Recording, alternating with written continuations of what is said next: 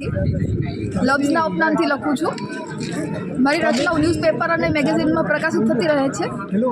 એવી જ રચના આપ સમક્ષ રજૂ કરું છું. નારીઓનું આજકાલ બહુ ચાર છોકરો દરેક ક્ષેત્રમાં પહેલાં હોય છે. એને ધ્યાનમાં રાખીને મેં એક રચના બનાવી છે, નારી ચાલીસા. નારી તું નારાયણી દેવો તને વંદે, નારી તું નારાયણી દેવો તને વંદે, તું જ શક્તિ, તું જ ભક્તિ, તું જ પ્રગતિ અને તું જ મેધા, તું જ ક્ષમા અને ત્યાગની મૂરત, પરિવારને એક તાતણે જોડી રાખતી.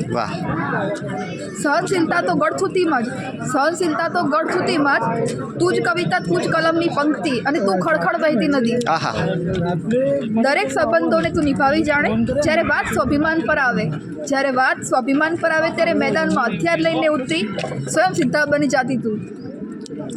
રણચંડી, કાલી, સતી, પાર્વતી તો કોઈ વાર રાધાની મીરા બની જાતી.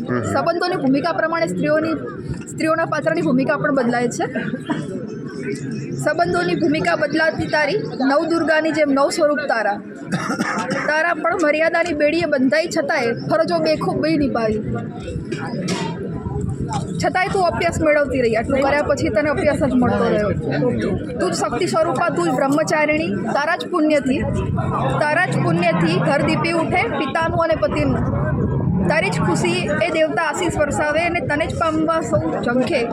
છતાંય તારું આગમન અણગમો બની જાતું. પુત્રીનો જન્મ અવગણતો હોય છે, તો સમાજ પુત્રીનો જન્મ હોય એને આવકારતો નથી.